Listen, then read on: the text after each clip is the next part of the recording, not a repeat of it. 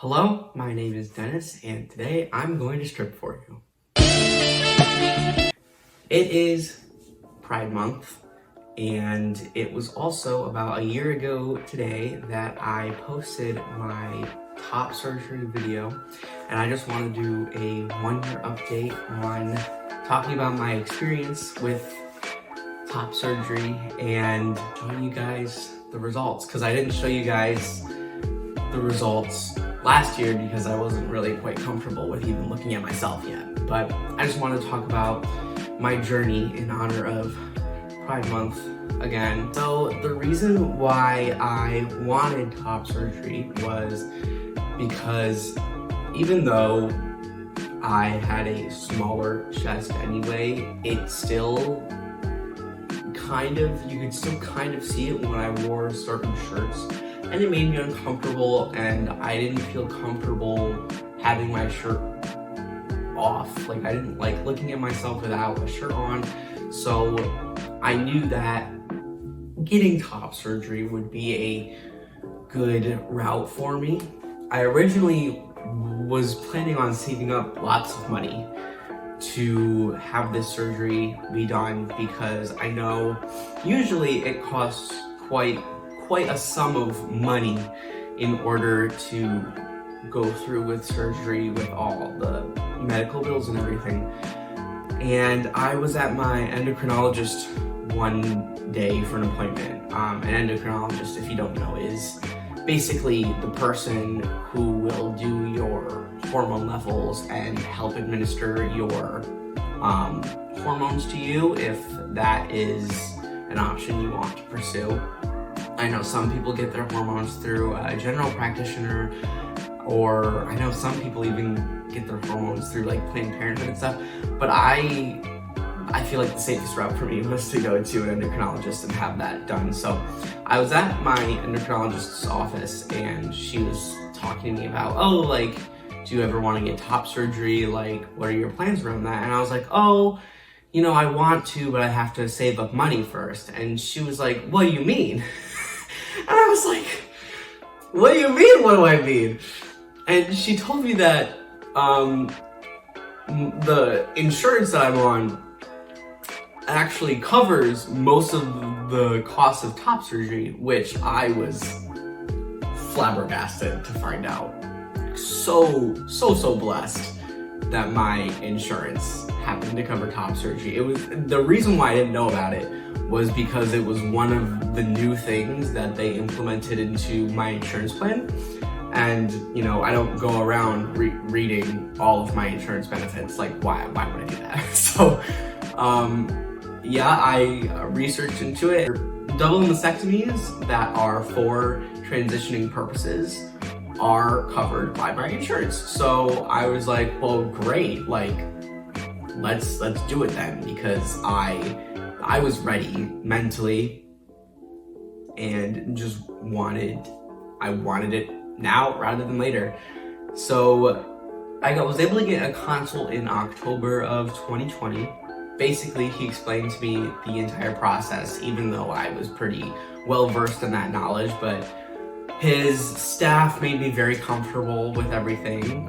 During the consult, he will have to take your shirt off so he can just see what, I guess, you're working with, so he knows the best way to go about surgery on you. So since I was already very on the smaller side, I didn't get I feel like the more common top surgery that I feel like you'll see online, where you'll have like scars on this part of your chest instead, and I'll show you guys later when I actually show you my results, but instead he makes incisions underneath the nipple and will do whatever he does through that, just because I was on the smaller side, and since that was how my surgery was going to go, I would have little to no scars, which is great, amazing. He took pre-surgery pictures just so that later in the future he can show clients before and after pictures, which I was completely comfortable with doing. That was my consult appointment, and it took quite a long time to actually find out what my surgery date was, just because, first of all, there was COVID. So COVID was a barrier with a lot of things. And then I was also in school. He had to find a time that both worked for him and worked with my school schedule. So eventually I got my top surgery date of May 26th, 2021. And I had never been so excited. Leading up to the surgery, I was nervous. I was both excited but extremely nervous, because growing up for 18, going on 19 years with the same body, you get used to, looking yourself in the mirror and seeing that same thing every single day. And I had not pictured myself getting top surgery until I was in my 20s because of historically how much it can cost.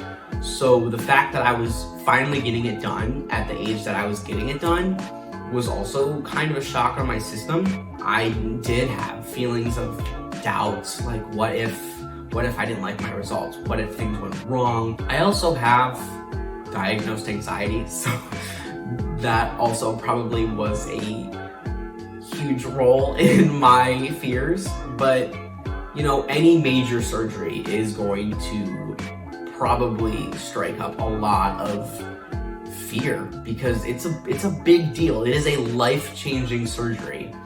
So those upcoming months were spent with my therapist, just talking about, one, how excited I was, but also how nervous I was. In May, I already knew this beforehand when we talked about it in our consult meeting, but 3 weeks before my surgery, I had to stop my hormones. So at the time, I was on 0.25 milliliters of testosterone a week, and this was something that I was also very nervous about, because when I first started my hormones, I was on too low of a dose, and this basically caused my mental health to spiral out of control. I had a lot of very bad intrusive thoughts. Like, I had already struggled with a long time with intrusive thoughts, but these thoughts were things that I had never thought about wanting to do in such gruesome detail. And I won't go into the thick of it, but it was scary. And I talked about it with my endocrinologist, and she figured out that I was on too low of a dose. We upped my dose, and I was fine. When I had to go off my hormones in May, I was extremely nervous, and I was so scared that what had happened at the beginning of my transition would happen again, since I was on no dose of hormones for some time. That for me was a very nervous time, but as those 3 weeks went on, I was okay. I knew what was happening, and I was able to manage very well. It wasn't unexpected, and nothing extreme happened anyway, which I was really thankful for.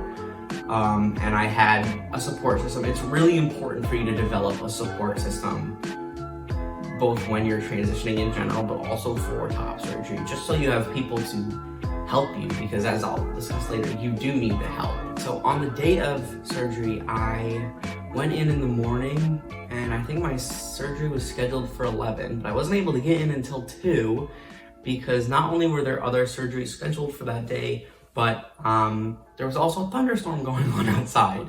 So I had to wait quite a minute, because the storm caused the hospital to go on their generator. And when you're on a generator, you can't actually have any surgeries. So I had to wait until the thunderstorm was over, and that wasn't until about 2 o'clock. They put me under, and I woke up, and I was a little high off of whatever drugs they gave me to put me out.